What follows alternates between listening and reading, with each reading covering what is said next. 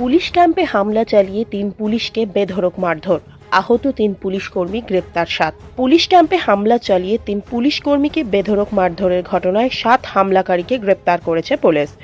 গতকাল রাতে বাঁকুড়ার সোনামুখী থানার অন্তর্গত উত্তর বেশিয়া পুলিশ ক্যাম্পে হামলা চালিয়ে উপস্থিত ৩ পুলিশকে বেধড়ক মারধর করার অভিযোগ ওঠে স্থানীয় কাপালিমানা গ্রামের বাসিন্দাদের বিরুদ্ধে। ঘটনায় ধৃতদের আজ বিষ্ণুপুর মহকুমা আদালতে পেশ করেছে সোনামুখী থানার পুলিশ। এদিকে হামলাকারীদের মারে গুরুতর জখম ৩ পুলিশ কর্মী এখনও চিকিৎসাধীন রয়েছে সোনামুখী ব্লক প্রাথমিক স্বাস্থ্য কেন্দ্রে।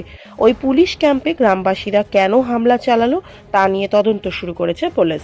পুলিশ সূত্রে জানা গেছে, বাঁকুড়া সোনামুখী থানার উত্তর বেশিয়া গ্রামে দীর্ঘদিন ধরে একটি পুলিশ ক্যাম্প রয়েছে। সেই পুলিশ ক্যাম্পে গতকাল রাতে পার্শ্ববর্তী কাপালিমানা গ্রামের জনা ৫০-৬০ জন গ্রামবাসী আচমকা হামলা চালায়।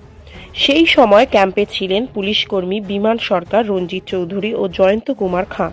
হামলাকারী গ্রামবাসীরা ৩ পুলিশ কর্মীকেই বেধড়ক মারধর করে। ঘটনায় ৩ পুলিশ কর্মী গুরুতর জখম হন।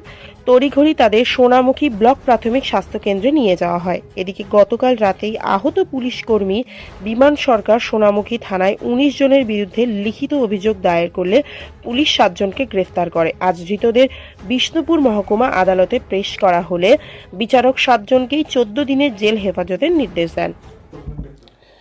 গতকাল রাত ৮টা থেকে ৮:১০-১৫ নাগাদ সোনামুখী থানার অন্তর্গত উত্তর বেশিয়া ক্যাম্প, যেটা দামোদর নদীর ওই পারে অবস্থিত, ওখানে যে ক্যাম্প আছে সেই ক্যাম্পে কাপালিমানা বলে যে গ্রাম আছে, ওই গ্রাম থেকে কিছু উত্তেজিত জনতা এসে ক্যাম্পে তখন যারা ছিলেন, অর্থাৎ আমাদের একজন এনভিএফ সহকর্মী এবং ২ জন সিভিক কর্মী, ওদের ওপর হামলা চালায়। ওরা এতে ইনজিওর্ড হয় এবং কিছু ক্যাম্পের জিনিসপত্র ভাঙচুর করা হয়।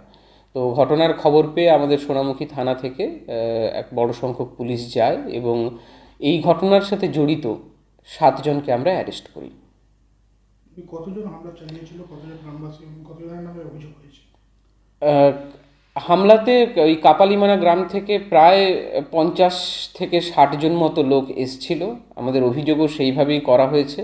এখনও অবধি ৭ জনকে অ্যারেস্ট করা হয়েছে। বাকি যারা এই ঘটনার সাথে জড়িত ছিল তাদের সবার খোঁজ চলছে।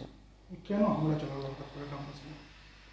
বিগত ১-২ মাস ধরেই যেটা লক্ষ্য করা যাচ্ছিল যে হঠাৎ করেই ওই গ্রামের যারা আছেন তারা দামোদরের চরে ট্রাক্টর নামিয়ে ইল্লিগালেই বালি এবং বালির মুভমেন্ট করছিলেন এবং ইল্লিগাল স্যান্ড ট্রান্সপোর্টেশনের সাথে জড়িত ছিলেন।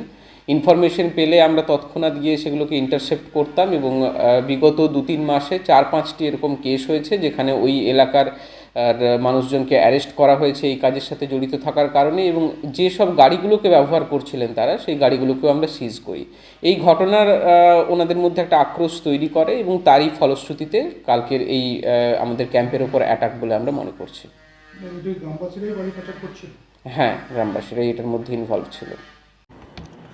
সোনামুখী থানার অন্তর্গত যে উত্তর বেশিয়া ক্যাম্প আছে, পুলিশ ক্যাম্প, সেখানে একজন এনভিএফ অফিসার, ওনার নাম হচ্ছে আপনার